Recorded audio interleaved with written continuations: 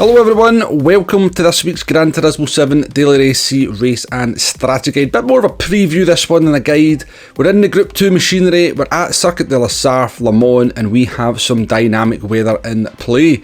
We've got 5 laps to get round, we've got tyre wear at times1, fuel at times1 as well. We've got the racing medium, the racing intermediate, the racing wet tyres available. There's no mandatory rules in terms of tyres or pit stops. BOP is on, it's the high speed BOP. Damage is light, it's a rolling start. And slipstream is real. Now this race is pretty much a carbon copy of the same race that we did back in July, although I think the BOP for the cars has maybe changed slightly, although one car is still going to dominate. But one thing that has changed is they have actually given us some settings that we can change in terms of the suspension. So I think it's the dampeners and the frequency, and we can also change the brake balance, which is different from when we did the race back in July. So a couple of things to check out before we go into the race action, just to confirm dynamic weather is part of this one.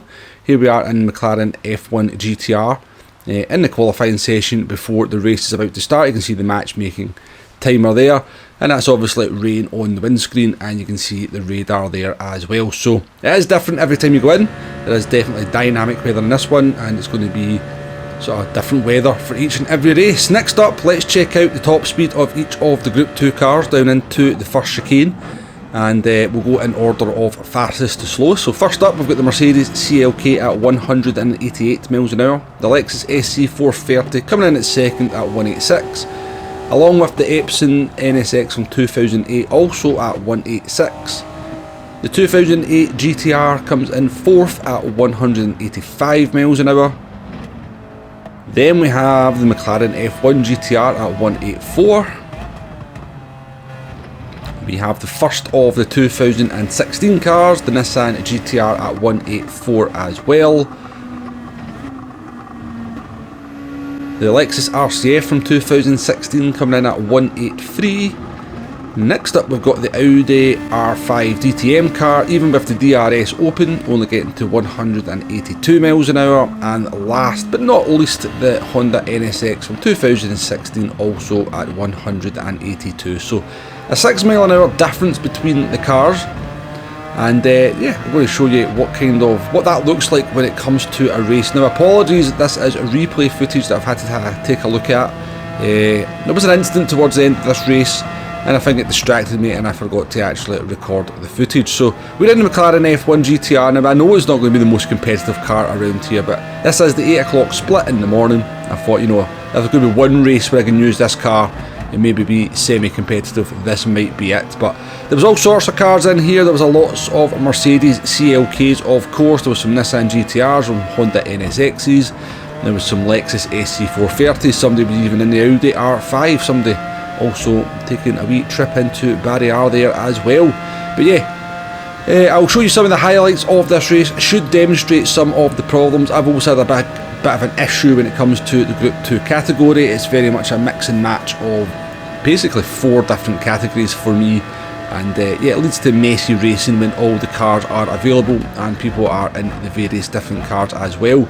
So the CLK, as we know, easily the fastest car down the straight. Now it's only 2 miles an hour over the Lexus SC430, but it is significant. It's got 4 miles an hour on this Nissan GTR, and you can just see how much of a difference that makes, because not only does it have incredibly high top speed, it also has very good acceleration. So I wouldn't mind so much if it had a better top speed than the other cars, if it had a little bit of slow acceleration at the beginning of the straights. But you can see it out-accelerated my car easily on the second straight there, down towards the second chicane, even though we got a slightly better exit. And again, look, we're going to get a better exit than Fusion there in the CLK.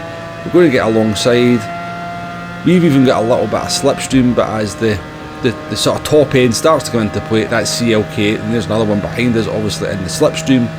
You just can't even come close to competing with them on the straights, and it's just free top speed.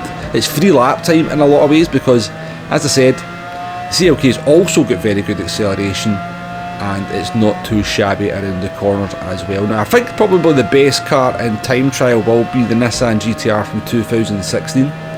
It's got the best of the top speeds out of the 2016 cars, and that downforce is obviously much quicker through the Porsche curves that we are fast approaching, and even like sections like this at Indianapolis, you can carry a good bit more speed through the corners than something like the Mercedes CLK. So I think in time trial that car will come to the fore.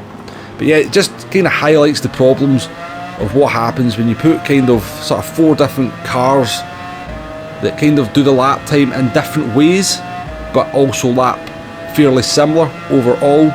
But when you've got strengths and weaknesses in different parts of the track, it just becomes very messy indeed. So coming up to the Porsche curves here, this is where the more modern 2016 Group 2 cars are going to excel, and you can just see, look, CLK's in front of them, it all becomes a complete and utter cluster, unfortunately. And it's why, you know, I made a video not so long ago about how Group 2 needs to be recategorised, or if they're going to do races like this, you know, just make it a one make, just force us all into the CLK, so that's all we're all driving, or just make it the 2016 cars, or just make it the 2008 cars. But having all the cars together just leads to these incredibly tricky and messy situations, as the cars with different characteristics meet at the same part of the track and sometimes have like a sort of speed differential of 10-15 miles an hour. But we've survived lap 1, we're up into P11 at the moment, making a move on a Honda NSX down into turn 1. Nissan GTR of Sonic and a CLK going side by side through turn 1. Here's a good demonstration of just how powerful that CLK is on the straights as well. As I said, it's just free lap time. Every single lap in that CLK you get this lap time for free, whereas in like the Nissan GTR you have to nail the corners to get the lap time. So the CLK just gets the lap time for free. So we crossed the start finish line at the start of lap 3, 2 seconds ahead of that CLK.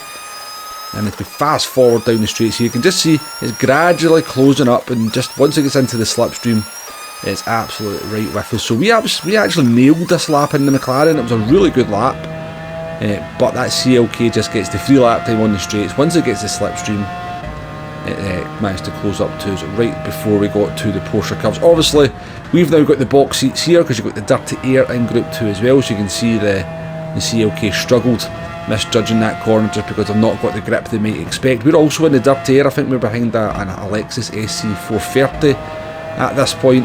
Yeah, it just gives you a demonstration of why the CLK is so strong in the race. It's just free lap time.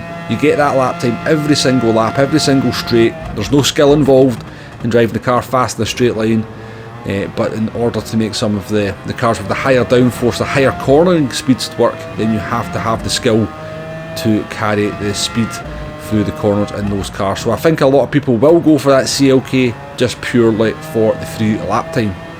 Anyway, moving on to the last lap here, we're in P8, we have the hallowed P Wombo just in front of us, dangling there, and I was feeling pretty good that we could maybe give that driver in front. It's TCR Shelty, and we've got Captain Stupendous in a CLK up in front of us, so I was kind of fancying our chance of maybe getting involved in a battle for P6. We've got Cheesy behind us in the NSX, and unfortunately this is where it's going to go wrong, as it gives you another kind of demonstration as what kind of happens when you've got cars with just different characteristics coming into a part of the track where they've got different strengths. So the NSX can just brake a little bit later than the McLaren F1 down into the first chicane. I think Cheesy maybe got caught out by the slipstream. He maybe even missed his braking point a little bit. We did brake at the photographer, which is about as late as I can brake in this car, and I kind of brake at the photographer in the 2016 cars as well. He waits up on us. I will say, Cheesy, if you're watching the video, I did have a few choice words for you at the time, but it's all good. Just one of these things. Again, it just kind of highlights what happens when cars with different characteristics go into the same part of the track. But yeah, we're bringing that one home in P12. For me, this is very much going to become a CLK race for the majority of people. I think the GTR, if you get out front and open up a 3-second gap over the first part of the lap, you might be able to hold on. But that CLK just gets the free lap time each and every lap, each and every straight. And I think that'll be the car for most people when it comes to the race. So in a nutshell, this one is all about the slipstream, making sure you're in the right car, avoiding the penalties that Sarthe is fairly famous for, and of course you have that added element of the dynamic weather. Make sure when you're in the warm-up for the race that you jump onto the track just to see what the levels of moisture are. Take a look at the weather radar and make your decision on what you're going to do there. I don't think the rain will influence too many races. Obviously the race that we just took a look at there had no rain whatsoever. It was just a dry run from start to finish, and of course at that point there is no strategy whatsoever. Your pit loss is going to be around, I actually forgot to measure it folks, normally I would actually go in and take a look at the pit loss.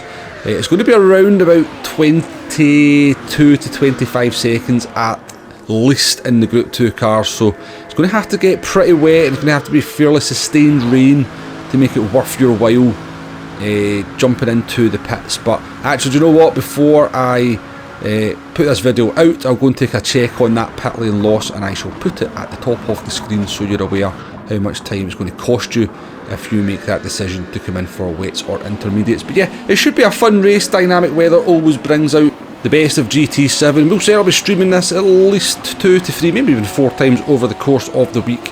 Dynamic weather does kind of give you that urge to maybe race just a little bit more often, having that element of surprise. Do join me for them if you can. Hopefully the guide has been useful in some way, shape or form and you've just enjoyed it. And thanks very much for watching. I'll catch you in the next one folks. Goodbye now.